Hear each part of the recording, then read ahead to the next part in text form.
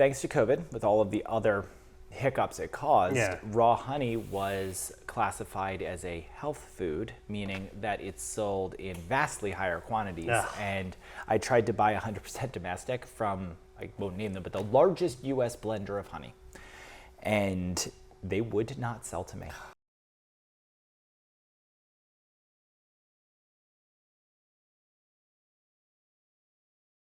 Ladies and gentlemen, welcome back to All Beer Inside. Today we are back in St. Albans, Vermont, and joining me is Ricky of Groennfell Meadery. I almost said brewery. That's okay. It does not upset me. It's so used because like it's almost always brewery. But last week's interview, we interviewed a distillery, so I should be knowing better no matter what.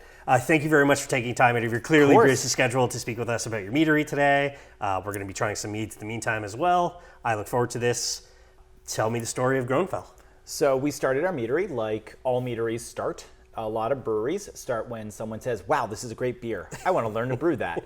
All meaderies that I know of, someone read a story and they're like, what the hell is mead? Yeah. And they go down the rabbit hole. Most of us started as home brewers. I mean, there's still no place you can get a degree in mead making. So we were traveling around, my wife and we lived in the Midwest for a while. We knew we wanted to move back to Vermont to start a business, and mead just kept coming back up. And the market was more or less wide open. What we made up until very recently was exclusively craft mead. So carbonated, low ABV, and talk about a wide open market. I mean, I believe to this day, if you Google define craft mead, it's a quote from me that comes up as Google's official definition. Awesome. That's amazing. So we met Bryce during Septemberfest, which was awesome. And then that's when I'm like, oh, they're in St. Albans, which is a hop, skip, and a jump for us. We got to interview them. So yeah, I mean, when I wake up in the morning, one village up from here, my phone says, welcome to Canada. I'm that close to the border. So yeah. Yeah, that's amazing. Okay, let's try mead. Yeah, so we're going to start with Valkyrie's Choice. Yeah. This is what we call a straight mead. There are different terms for it, traditional, classic. The reason we don't go with the terms traditional or classic is if you pick up a recipe book from the 16th century, you will find that the one thing that isn't in there is mead with nothing else in it. Okay. They were always throwing in this, that, or the other. So this is a straight mead, meaning there's only honey in it. Okay, awesome. Cheers. A toast. Oh, so clean, so refreshing. Yeah, so that was one of the things that we tried to bring to this is, so this is fermented in combination with wild yeast. And people hear wild yeast and they think sours, Brettanomyces, Lactobacillus. Mead, most people know that honey never spoils. And that's not because of the magic compound defensin A, though it doesn't hurt. It's the mere hygroscopy. It's the hydration level of those sugars. Nothing can thrive. But the things that can survive will be especially attuned to working with honey, just like the yeast on the outside of a cider apple is attuned to making good cider. The trick is knowing how to work with these 150 unknown little friends of yours. So what we do is we use a house strain that goes into every single batch, but we never kill the wild yeast. We just try to sort of overwhelm it and let it do its thing in the background while the predominant flavors come from a clean fermenting strain. But yeah. I always find it interesting, like discovering how alcohol is created. It's like, these little microscopic things basically eat sugar and fart out alcohol, and that's deliciousness in a glass. I'm like, that works for me? Yep. So. We actually just started a mushroom farm here as well because I run a hobby farm. Jumping from farmer to mushrooms is just a crazy jump. It's like jumping from track to speed skating. It seems you're going in a straight line real fast, but it's a completely different skill set. Whereas going from brewing to mushrooms, it's identical. We already have the sanitizing agents. We're used to the cleaning protocols. We actually even have the containers that mushrooms are grown in. And so we've just been scaling up our love and passion around yeast.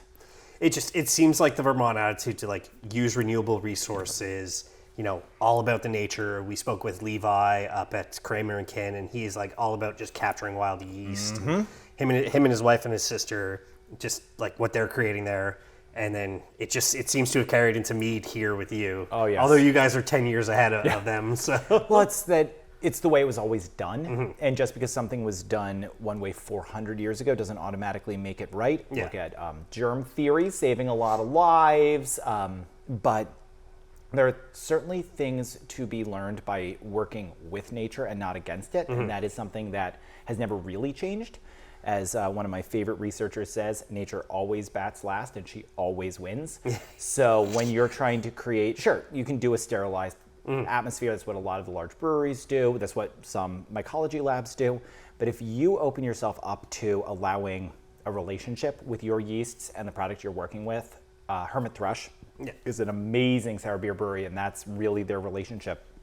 They don't let it go crazy. Yeah. They're in control, but they're in relationship. Yeah, I mean, it says it right there when you walk in. It's, yes, they're all sour. And it's surprisingly, there's still a lot of people who think, craft beer is Alchemist. Right. But And don't get me wrong. Right, Alchemist is absolutely fantastic, but sometimes I want a sour. Yep, and I want to open this one. So this is the other end of the spectrum. So this is what we call a strong mead.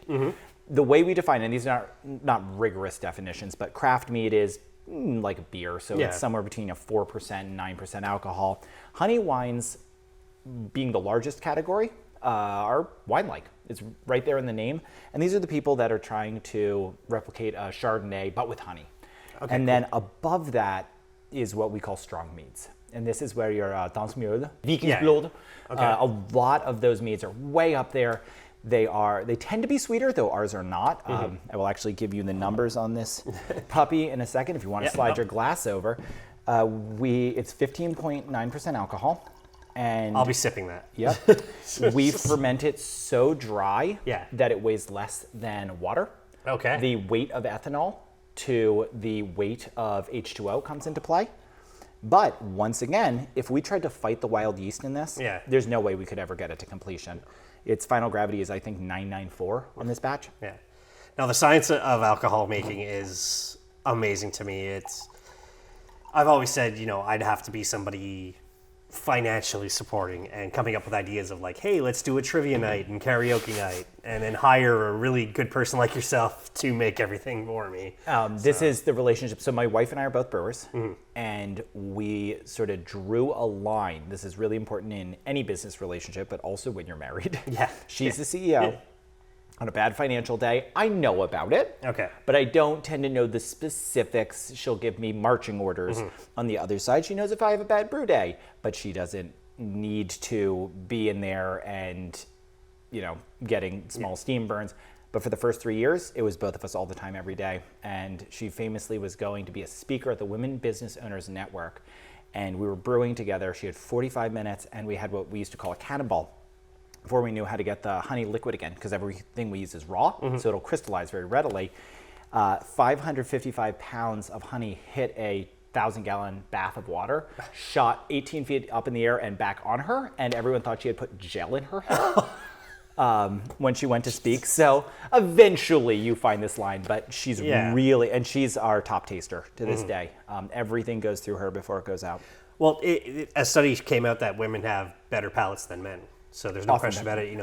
One of the only big cicerones or cicerones in Canada is Mirella Amato. And she's our only female master cicerone in Canada because it's not an easy business. And it's time that this stops being a boys' business. Oh my God. Let's be honest. I'm going to say it. The reason we ended up in mead was because beer, despite efforts being made, had horrific, offensive, sexist advertising, still does a decade later. Yeah. I wouldn't say it's any better. Cider was, in the United States, being treated more and more as a girl's drink, which really offended Kelly as an IPA. I mean, Hopstorm is far and away her favorite thing. Yeah. She's a double IPA drinker in her normal life whiskey as well. But mead was open. Yeah. And we wanted a place where we could write a story that wasn't putting a shoulder into this behemoth of marketing. And that's where I love a lot of the local cider makers, pushing that story back, saying, no, cider was this. Look to Britain, look to Spain, look to Germany, look to the Scandinavian countries. It can be something different. Yeah. So this is also fermented with wild yeast. Quite nice. Thank you. Prost. Dostorodya. Oh, wow. That is 15%? Just about 16, yeah. Wow. It does not taste like that. So we like to give people warnings. Yeah, this could be dangerous. this could trick somebody very easily, like me. And so that's why we use the term strong mead. We want it to be visceral, and some people want that. Some people want that experience of getting knocked on their rear ends in the middle of a D&D game. But it's sometimes you got to speak to your target market. Yeah, there's talks about this an audio format only of our show becoming drinking and dragons, basically. So I like that. Yeah. So this one it took me 7 years before I felt confident to make this. Wow. It's to get something this clean while allowing the wild yeast to do its work. I mean, that's one of the things. Hermit thrush thrives on their sour. I wanted this to be made with wild yeast, but not sour in the way people think of it. And one of the things is that the primary metabolites just aren't there in honey to make some of those really, I would call them rangy sour flavors that you can get out of a beer. Yeah, that can be dangerous. That's especially what catches me nowadays is like double IPAs that taste like juice. Yep. So they call them juicy IPAs for a reason. So Groennfell / Havoc. Yep. What's kind of the difference between the two? So when we founded, we had no competition in our space. 10 years later, we still don't have competition. There are other mead makers out there making craft mead, but in our category, really selling widely, there are still maybe 10 of us.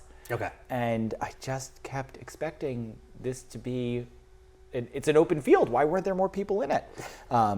You just saw me eat it in the back and I pour honey on myself. So I guess in a genuine, why wouldn't someone choose this as a life path? I get it. But people are still entering the honey wine category, the strong mead category, but I'm not seeing people enter this category at the rate that I expected.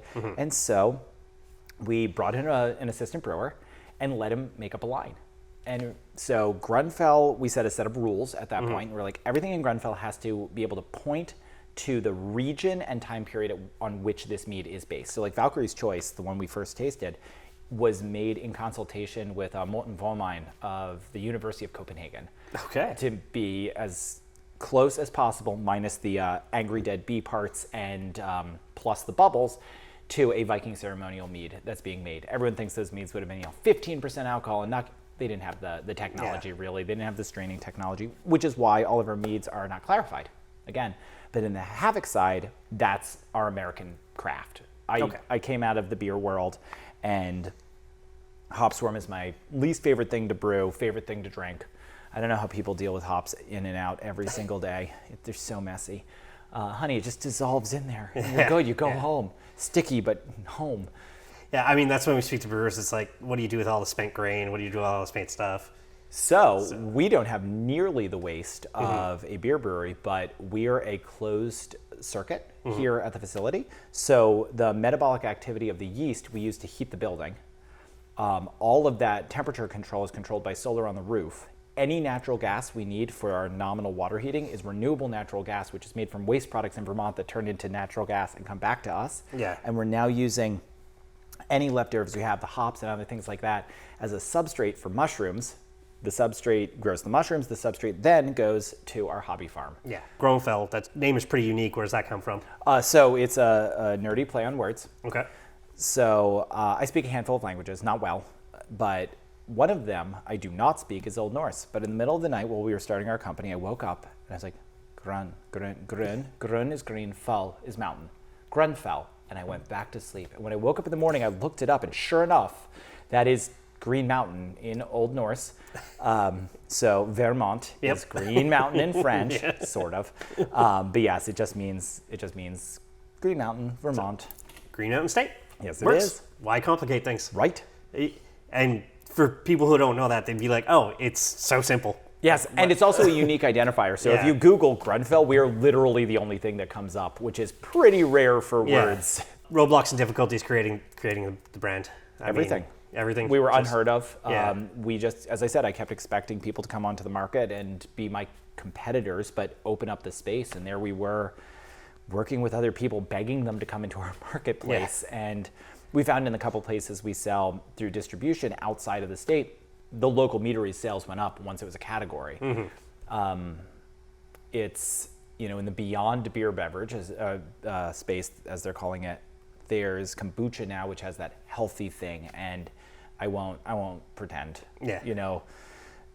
yes, people can write their own stories about our cranberry mead or our blackcurrant mead or the fact that honey is supposedly healthy. It's a lot of sugar that's been turned into alcohol, and you can go look up the data yourself on drinking regularly and make your own conclusions.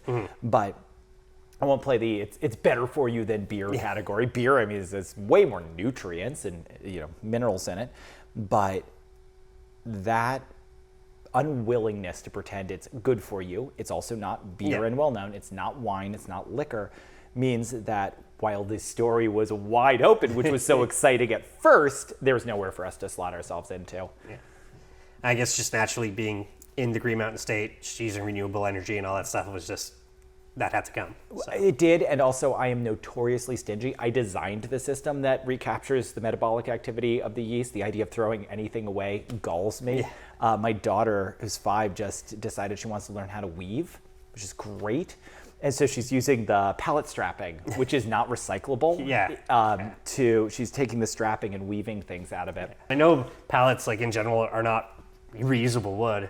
So that's a very difficult thing, is you can't just be reusing the wood, so you got to either stoke your fire pit or whatever, and that's not great wood usually most of the time. So we'll rebuild things out of that. We actually Autumn, who does a lot of our artwork, she did every one of these bottles you see. In fact, she has a goat farm, and there are piles of pallets that we collect. Anything that we can ship out on or send to UPS on a given day goes to her to build fencing, and she's got a whole team of people that can work with anything. So like you guys are hyper focused about like renewable, and that's what we need now, especially with climate change. I mean, we're doing this interview in November, and it feels like it's summer outside. It's wild to me because I'm used to, as a kid, there was snow on the ground when I was trick or treating. So I don't get it. And you said you're from the Midwest, so I'm guessing Wisconsin. I did my master's degree out there. I'm originally from the Mid-Atlantic, where they've seen just crazy fluctuations, even greater than we've seen up here. So we've seen average fall temperatures go up a couple degrees, but now where I grew up is getting hit with hurricanes every year, where they used to get hit once every couple years. Yeah, we got nailed with a tornado when we were in the Muskokas, a mountain area in Ontario, and it's like, not when I was a kid. So it's crazy. And at least I find breweries, most of the breweries that we speak with, the craft is, my spent grain goes to a farmer and he feeds the pigs, and then he slaughters the pigs, and then we sell the bacon. And I'm like, perfect. I'm personally a meat eater. I don't see myself changing anytime soon, but if I could get a locally sourced pork or beef or whatever, I'd rather do that. You could move to Vermont. It's easy here. There's times it's real tempting. I just do enjoy my universal healthcare in Canada. I was going to say there are times it's very tempting to move to Canada. I dig. So you mentioned it's somebody local who does all your designs. In-house. Okay, and naming as well, or is that kind of a team effort? That's a team effort. Okay. So the original 3 from Groennfell have been around for 8 years now. Okay. They're all references to North Germanic and Norse traditions, which I felt I could draw from, being North German and Scandinavian myself. And then the Havoc names have gone through a few iterations, and we just started a collaboration with Grimfrost, and we worked with them to come up with names for their products, and they did the design work for those. No, I like the mead concept. I know when I first started craft, I was watching on YouTube. It's like, what's a mead? And then some guy's like, here's how I make my own Viking blood mead. He's like, you need a lot of cherry. I'm like, okay, well, first of all, I don't have the room, but second of all, I like the concept of, it's honey. It's more local than you would think a brewery does, because they have to outsource their hops. We do a combination of honeys here, and we usually use stuff from Midwest, North Midwest, US, and right around you in Canada, one of the top honey suppliers regionally.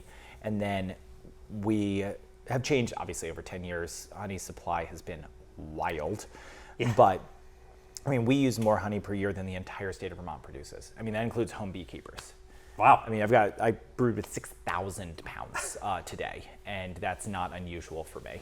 That's crazy. So for our special, like sours, we use really local, we can see them from the roof here. To my understanding, the percentage of bees lost this season was a lot higher than it normally is. And honey's becoming a more niche product to get for some people. So thanks to COVID, with all of the other hiccups it caused, Yeah. raw honey was classified as a health food, meaning that it's sold in vastly higher quantities. Ugh. And I tried to buy 100% domestic from, I won't name them, but the largest U.S. blender of honey. And they would not sell to me. No price question. They would not sell to me because they could only supply a few of their existing suppliers. Wow. So That's nuts. yeah. Yeah, and I mean, we need the bees. Boy, do we. So- we actually run a wild pollinator health project here. Okay. We're going to be releasing a little handbook for free. We're an open source company. All of our recipes are free. If you're a home brewer, go ahead. They're all free online. But we need bees, and it's not just honeybees. Yeah. Honeybees have a financial incentive behind them to exist. We need pollination services. Yeah. The government will keep backing them. It's the wild pollinators that are getting destroyed, and honeybees only pollinate about 35% of our crops. Yeah. So, Because Hex and Hops, he's got his own bees, and I think he said he lost 60% this year. Yep. Which is, to me, that's a big number. 60 to 70% is what we're hearing through the Vermont Beekeepers Association, and that's just, I don't know what it was historically. I mean, historically it was 80%, but that's, with modern beekeeping, this is record levels. Got to change things around. We got to grow up on this stuff. So we need You want these. to dump, or Yeah, I have no, other glasses for you. I have to adult and drive. So Yes, you do. I have hours of brewing ahead of me. Yeah. So let's go to the other end of the spectrum. Sounds good. So this is Buckland. For any of our Tolkien nerds out there, this is not a reference to the Tolkien estate. But if you are a Tolkien nerd, this was invented for our What the Heck is Up with Tom Bombadil party. Thank you. And Buckland being the closest region to where Tom lives. So this is a lemon and green tea mead. We use green rooibos. Kelly, in her previous job, worked as the manager of a high-end tea shop. So she consults with us on all of our tea meads, of which we have a handful at any given time. Yeah. But this one of my former brewers, at his hiring, made it a condition of his employment that we bring this from a one-off to regular production. Pretty bold Interesting, move, yeah. DJ, to make a... Let's do a toast. It's good. Ooh, that is delightful. Yep, so it comes out on May 1st. We have it available through October 1st. We still have it here because it's only November and people have ordered things that we're still shipping. Yeah. But That is nice and light. yeah, so it's only Fine. like 4, Yeah. 4.8, I think. Yeah, and this one, because it's made with, so we control the temperature to allow more of the wild yeast to take over here. So some of that sour is coming from the lemon, but some of it's also coming from that sour fermentation. Yeah. It's amazing. It's the exact same strains as, that Valkyrie's Choice and the Vanir, but controlling the temperature, controlling the gravity, Yeah. completely changes it. Now, the yeast do crazy things. I mean, look how much people are just grabbing yeast during bread making because bread making became a gigantic thing. When the pandemic started, it's, I want to make bread. I'm going to take a sourdough. And Yep. it's like, all those yeasts that could be going into beers or not going into beers. My daughter actually asked me yesterday morning why there are people that buy bread. She has never in our home had bread that was purchased. Okay. And I was just like, why do you think? And she went through this whole long thing, and it's like, we mill our own grain. Like, we're super nerds about it. That was a questionable decision. I just want to tell everyone, like, I committed to doing all my own grain, and that was dumb. But once you make a commitment like that to a 5-year-old, you've got to stick with it. So, also the mill, even though it's the quietest mill, you can't run it when the baby is asleep, so that also controls. Anyway, but no, I genuinely enjoy that rhythm to my week, the rhythm to my day, and the rhythm to my year. And I think that's something that a lot of society, Western society, has lost. And, we're coming into the holiday season, and, I was raised Jewish and American, so I celebrate all the holidays, and it was a big deal to transition in our family. I actually shift my work schedule depending on the sun. We have this farm, and it tells you when you can work. I agree. I've never experienced a fall like this, and I've lived in New England for decades. But I'm kind of thankful because I was out planting today, and I should not be able to do that. There should be snow on the ground. Take ground's a little frozen. Yeah, but no, I think that seasonality is so important. It's something we try to capture with our meads as well. Yeah. So mentioning your Jewish blood mead be considered kosher? Because we interviewed Shiloh in Gloucester, Ontario, and they are a kosher brewery. We were kosher for years. Okay. And we loved the koshering authority we worked with. The issue was we are switching to working with small farmers. Okay. And every single small farm, we were paying hundreds and hundreds and hundreds of dollars to get the certification for sometimes an ingredient that cost $400. We pay $500 for the koshering, and it just a bit of a kick in the bottom line. Yeah, and so we couldn't justify it, but we're completely, we use only kosher ingredients. I was raised very much ethnically Jewish. I keep kosher for the week of Passover, and that is it. And the rest of my family does not, except for usually Easter falls in the middle, and I'll always have ham on Easter. I do joke with a couple of my Jewish friends. I'm like, oh, you're Jew-ish. So I mean, because as I've said, not to malign or to really feed into the stereotype of my people, but I will always buy 4 discount hams and my matzah on the same shopping trips, because at 12 cents a pound, I'm not turning away ham. That's 4 decades. Yeah. My parents would come down to America to buy our Thanksgiving turkey because of how much cheaper it is here versus in Canada. There's no question about it. Now prices have kind of leveled off, but it's frankly, still like they should. Being a small farmer and not having to pay the bills with it, paying the bills with this, I don't. We need to get over our cheap food policy in the United States. Who have you collabed with when it comes to? You mentioned Grimfrost. Yep. Who else have you collabed with when it comes to making products or putting your products in other stores? Yeah, we just. I think yesterday, this will be weeks ago when everyone's watching this, but we work with Village Garage Distillery, their very first batch of bourbon. Ryan grabbed his barrels, got them on the back of a truck, brought them right up to us the day they were drained. We filled them with mead. We released a bottled series, one of which you just tapped your hand on. He took the barrels back, put a barrel-aged gin in them, and it just launched yesterday. So that's one of my favorite projects I've ever gotten to do. Then we worked with, I'm starting a new international collaboration, which will be a lot of fun and really tricky. So Grimfrost, they come up with the ideas, they helped us with the recipes, and it's a lot of fun to work with those folks. But I'm going to be working with a British mead maker to try to make the same mead on either side of the Atlantic. Okay. So that's really exciting. Playing with a water profile is going to be such a change. Yeah. Well, we actually joked because we may make the same recipe but with domestic honey. Okay. And then I was like, but no one's going to care, because the one person who gets on an airplane in Burlington, flies straight to London and tries the same meat at both places will not be pissed off that they taste different. Yeah.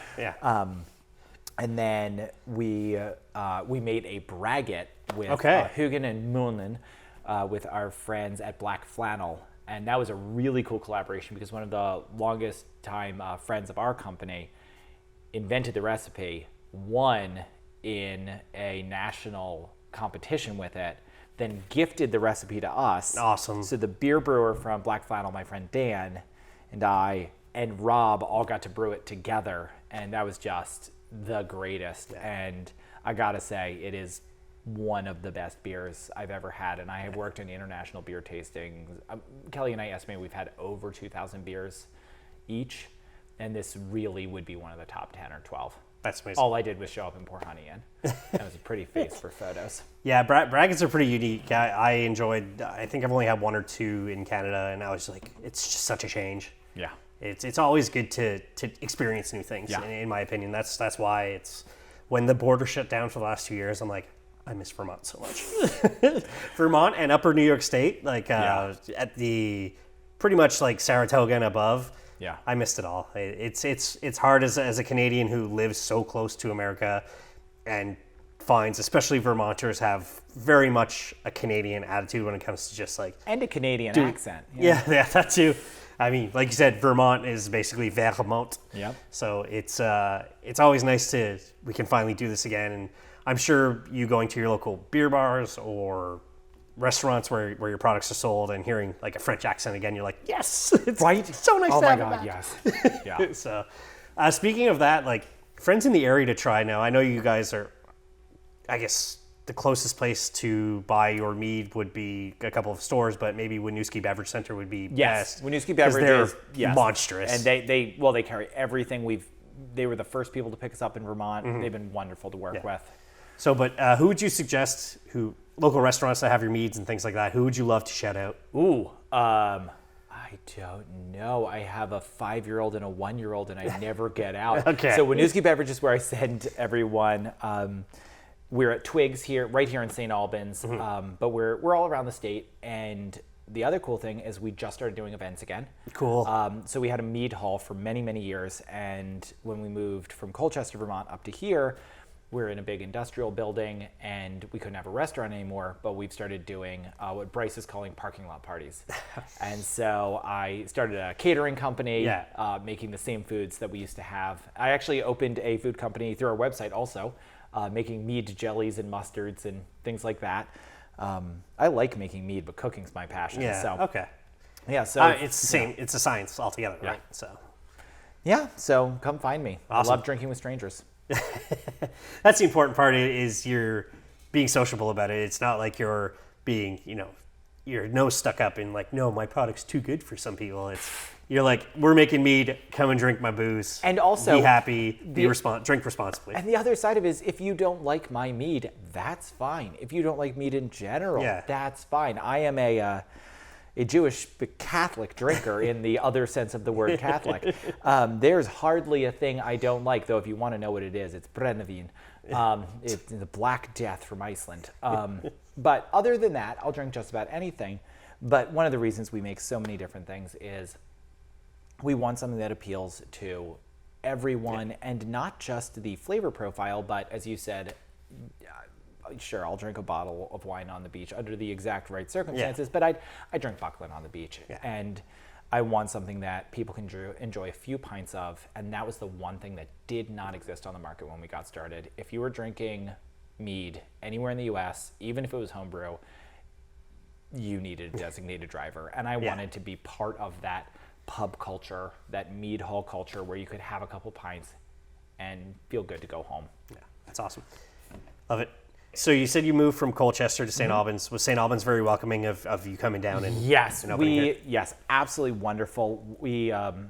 There's a beautiful, beautiful park called Bay Park right around the corner, and they have been super welcoming, letting us use it. They actually rebranded their fall festival as Harvest Fest. Nice. With us, so that we could do it as a collaboration between the town and ourselves. So very that cool. was wonderful.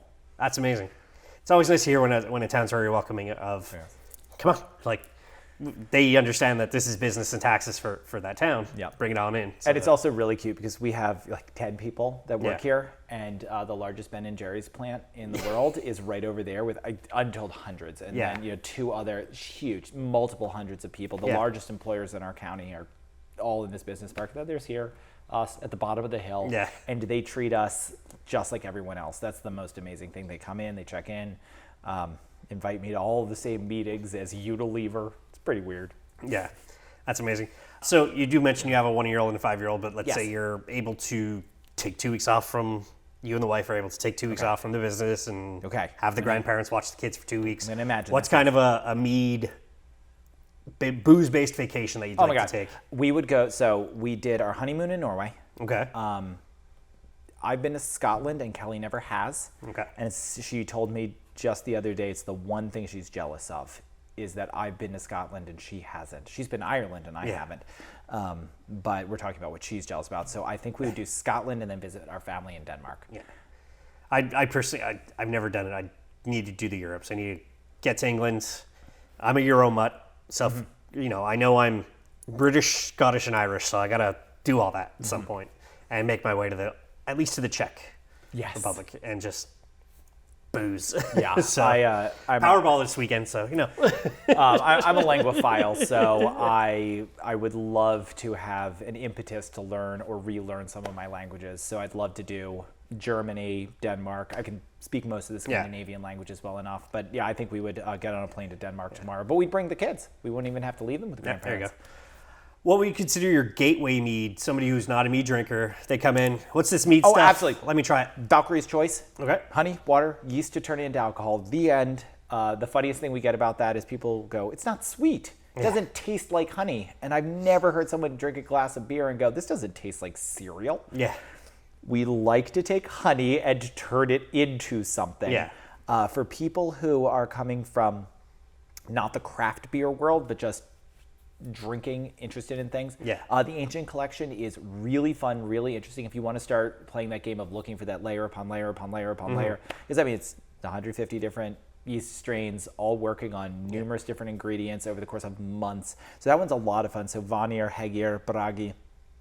But yeah, Valkyrie's Choice is far and away our best seller. It's amazing what guys like yourself and Craig Wildheart, and breweries, and it's just like we take this flavor and we don't let it overpower, and it balances out. And that was the hardest thing, learning, because there was no playbook. There was no, I mean, yes, there were billions of mead recipes, but they were not for making what we wanted to make. And we made our very first hop swarm. We did very small batch. Usually my smallest batch is 1,000 gallons, but that'd be 4,000 liters for your listeners. And it poured green on the tap. And Kelly loved it. It was like straight hop tea, and just like it did. There were like 4 or 5 customers that liked it, but that would have been a very small minority.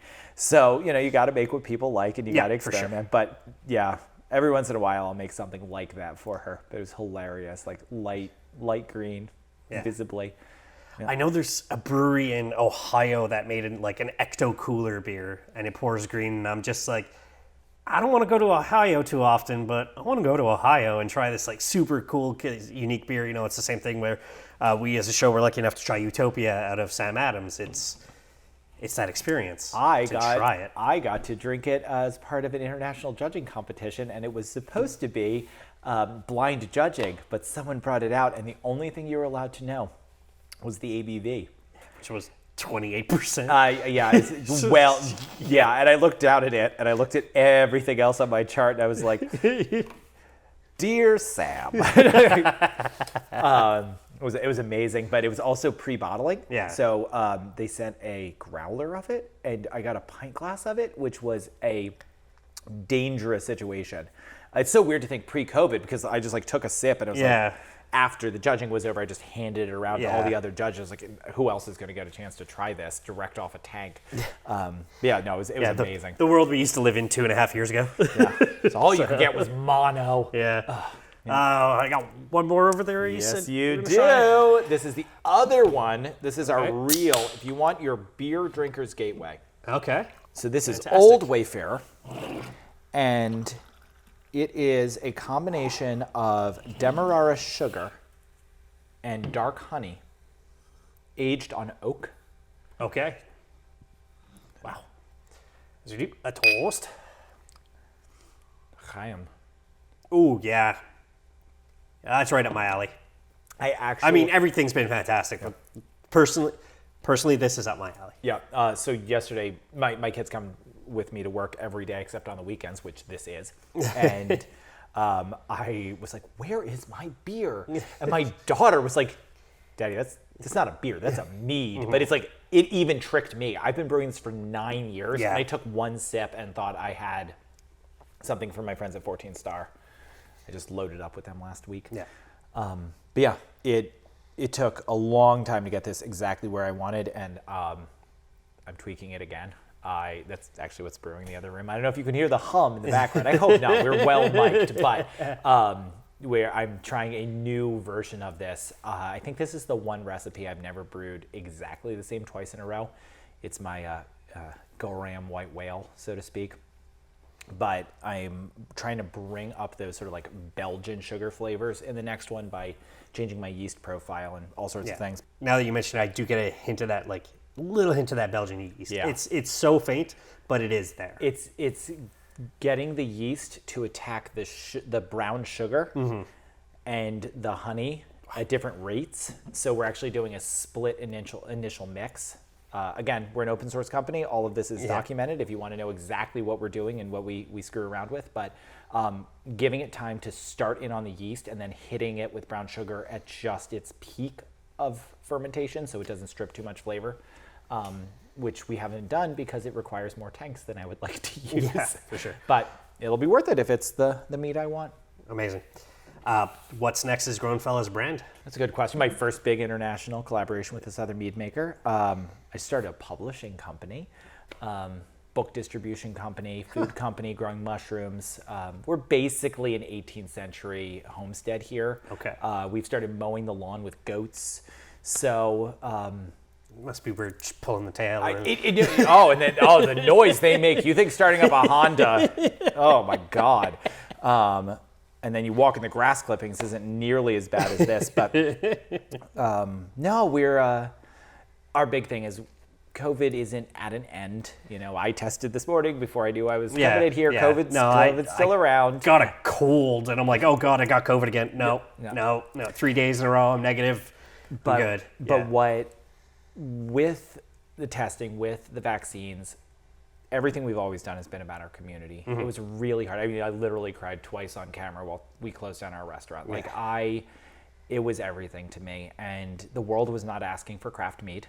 I was just very excited that they wanted it, but we are here to support our community. That's why we're an open source company. That's why we have a private Facebook group that allows everyone to just talk about their home brews, other meads. It doesn't matter. It's just a safe space. Getting to do events again, getting to open up my little farm for visitors. That's what I'm really, really excited about. And the fact that now that we're shipping throughout the US, if someone wants our mead, they can get it. But what I want them to know is if you like it, if you're a home brewer, brew it for your community, throw an event. I know you're more of an industrial sector right now, but if the option was there to kind of have like a small tasting room, could you see yourself doing that? I would love that. So what we're trying to do is have a pop-up tasting room in collaboration with the town. Okay. So focusing on their different parks. There are a handful of parks here in the town, and every month, rain or snow, I'm perfectly happy to have people snowshoe up to me with a keg on my back. I've done it before. But that's the dream for me, once a month for now, and then starting to do a couple catered events every month where we start bringing back the foods, we feature some of the things that we've been growing and making here. I look forward to your future here in St. Albans and the rest of Vermont, because unfortunately it's the only place I can come and get it. Who knows, maybe if the borders ever open both ways for booze or alcohol in general. Mead is a completely different category in Quebec. I don't know of many. It's off camera. I can tell you the very long story, but we may be available near you soon. Oh, I am very, very tempted by that. You just got to add French in Quebec to come on up. So this I know. We actually spaced everything in anticipation of that to be able to shift the font. Wow. I'm looking forward to that day, to be honest. Ricky, thank you very, very much for today. Thank you so much. Really appreciate you taking time out of your Thank all of you. Super busy schedule to speak with us today.